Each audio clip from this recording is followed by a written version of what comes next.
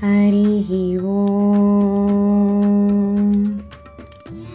ఒక ధనవంతుడి ఇంటిలో పండితుడు భాగవత ప్రవచనం చెప్తారు. ప్రవచనం జరుగుతున్న సమయంలోనే ఒక దొంగ ఆ ఇంట్లోకి వచ్చి ఒక మూల కూర్చొని పండితుడు చెబుతున్న భాగవతం శ్రద్ధగా వింటాడు. భాగవతంలో కృష్ణుడు ధరించిన ఆభరణాల వర్ణన గురించి పండితుల వారు వివరిస్తారు. యశోదామాత కృష్ణుడికి ఏ నగలు వేశారో, ఆయన ఎక్కడికి వెళ్ళి ఎవరితో ఆడుకునేవారో వంటి ఆసక్తికర విషయాలు పండితుల వారు వివరిస్తున్నారు. దొంగ శ్రద్ధగా వింటున్నాడు. భాగవత ప్రవచనం పూర్తి అయ్యే వరకు ఉండి ఆ కృష్ణుడు కనిపిస్తే ఆయన వేసుకున్న నగలు దొంగలించే వెళతాను అని దొంగ మనస్సులో అనుకుంటాడు.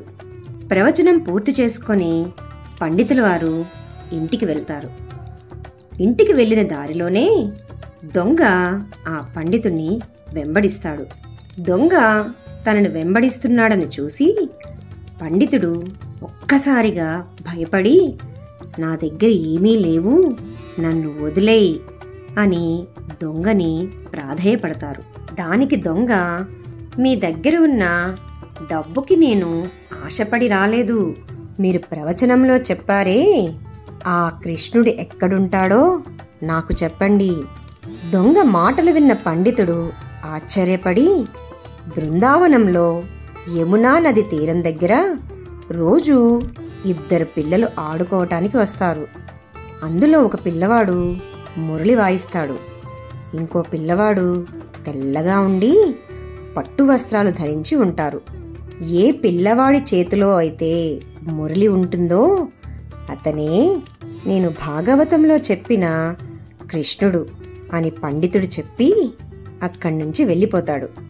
పండితుడి మాటలు నమ్మి ఆ దొంగ బృందావనానికి వెళ్తాడు. యమునా నది తీరం దగ్గర చెట్టు మీద కూర్చొని ఆ పిల్లలు ఎప్పుడు వస్తారా అని ఎదురు చూస్తూ ఉంటాడు. అలా ఎదురు చూస్తున్న దొంగకి మురళి వాయిస్తున్న పిల్లవాడు కనిపించడంతో చెట్టు దిగి ఆ పిల్లవాడి దగ్గరికి వెళ్తాడు.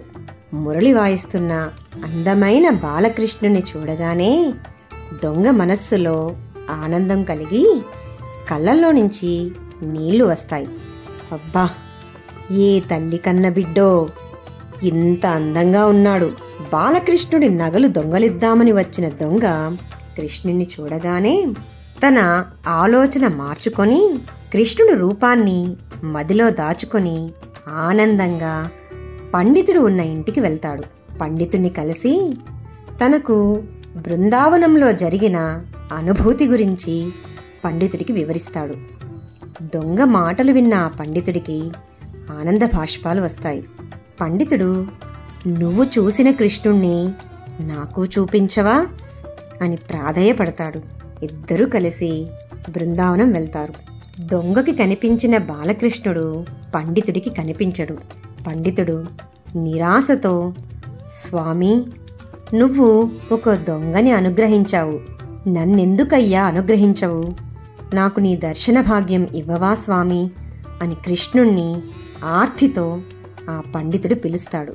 పండితుడి ఆర్తి విని అపారమైన దయగల కృష్ణయ్య, పండితా, నువ్వు భాగవత పురాణం ఒక కథలా చదివావు, కానీ ఈ దొంగ నువ్వు చెప్పిన కథని, మాటల్ని మనస్ఫూర్తిగా నమ్మి నా దగ్గరకు వచ్చాడు.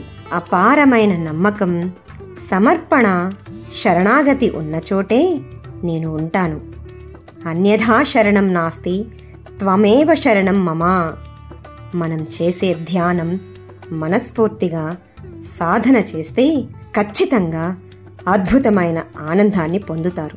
హరే కృష్ణ.